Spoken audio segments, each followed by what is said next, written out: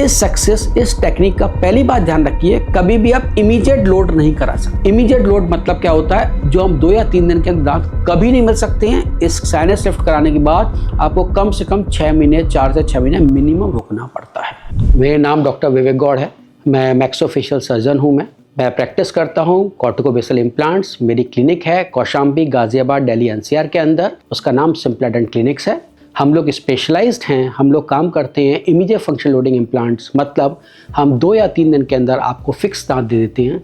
यह टेक्निक जो है, इस टेक्निक पे हम सिम्प्लाडेंट इम्प्लांट यूज़ करते हैं जो स्विट्जरलैंड के हैं और जो सबसे पहले इमीडिएट फंक्शन लोडिंग का कंसेप्ट लेके आए थे सिंगल पीस इम्प्लांट्स में।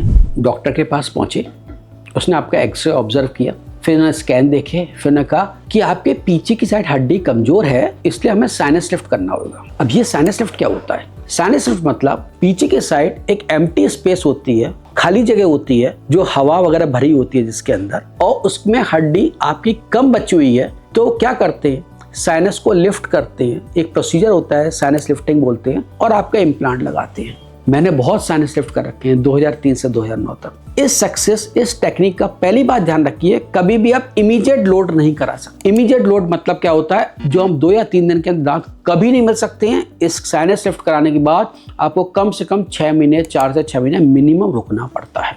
साइनस लिफ्ट करने के बाद अगर आपके पास हड्डी 8 से 7 मिलीमीटर की है साइनस के नीचे, बहुत सक्सेसफुल। मैंने तो अराउंड एक नई टेक्निक इंट्रालिफ्ट होता था, 100% सक्सेस रिजल्ट दिए थे मैंने। बहुत सक्सेसफुल टेक्निक है।